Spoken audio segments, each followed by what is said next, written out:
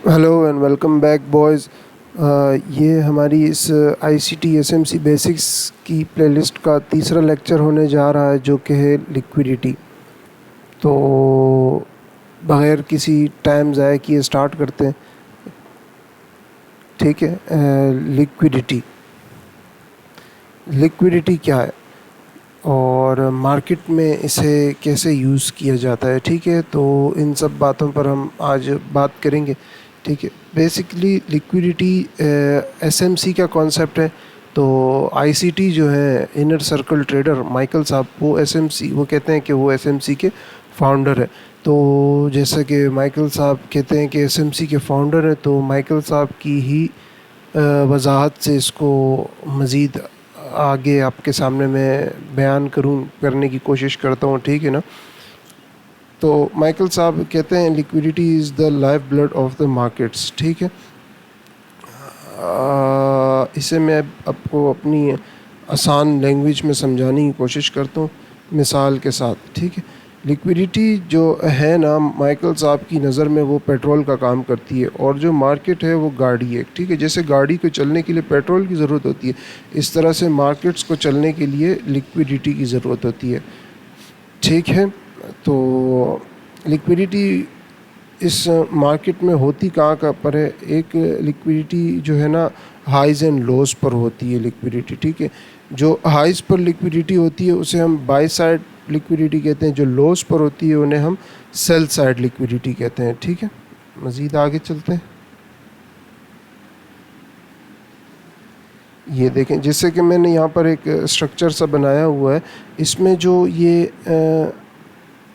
एक सेकेंड, इसमें जो ये हाइज़ पर लिक्विडिटी है इसे हम बाय साइड लिक्विडिटी कहते हैं, और जो लोज़ पर लिक्विडिटी है उसे हम सेल साइड लिक्विडिटी कहते हैं।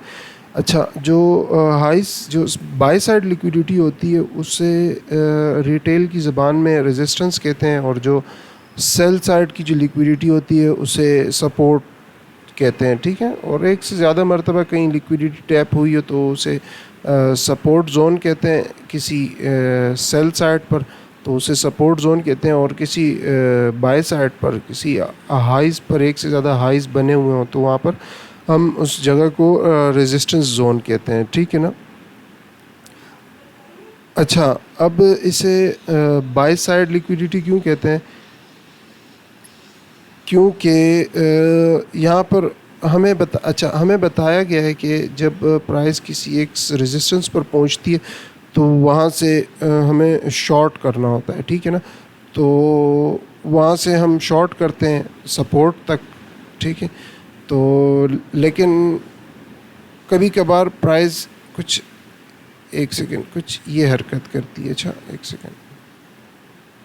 हाँ, कभी कभार प्राइस कुछ इस तरह से अपनी रेजिस्टेंस को ब्रेक कर निकल जाती है ऊपर।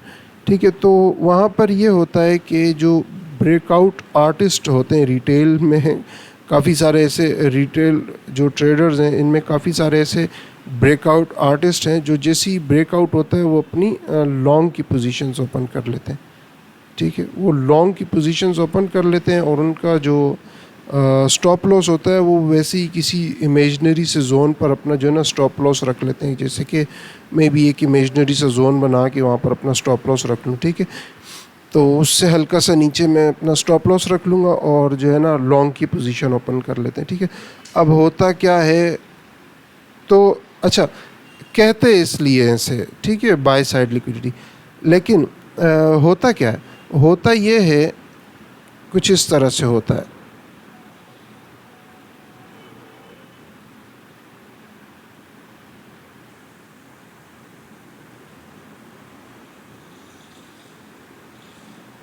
ये होता है। ठीक है, कुछ ये सीन होता है, ये भी हो सकता है, ये भी हो सकता है। ठीक है, हाँ जी। तो ये सीन होता है, प्राइस क्या करती है, हल्की सी उनकी जो लॉन्ग की पोजीशन है वहाँ पर हल्की सी जाकर फिर कुछ इस तरह का सीन क्रिएट करती है। ठीक है ना।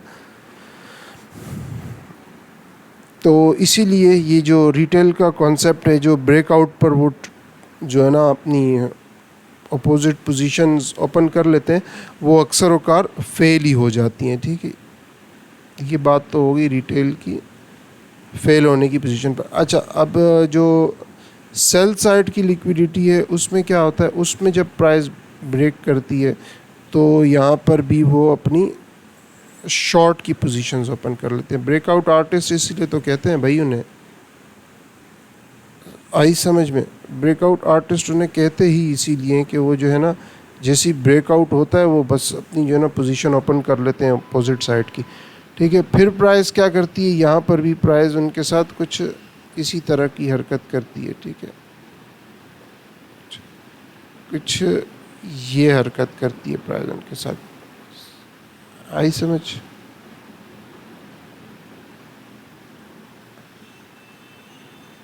कुछ इस तरह की हरकत करती है प्राइस उनके साथ। ठीक है, तो भाई ये बात तो इसलिए मैं कह रहा हूँ कि ये जो रेजिस्टेंस जोन पर जो वो करते हैं, ब्रेकआउट पर जो ट्रेड करते हैं वो भी गलत है, और जो सपोर्ट जोन पर करते हैं वो भी गलत है। ठीक है, लिक्विडिटी जो है ना ये रिटेल की नज़र में इतनी कोई वैल्यू नहीं रखती है, लेकिन जो स्मार्ट मनी ट्रेडर्स हैं, जो बड़े बड़े जो ट्रेडर्स हैं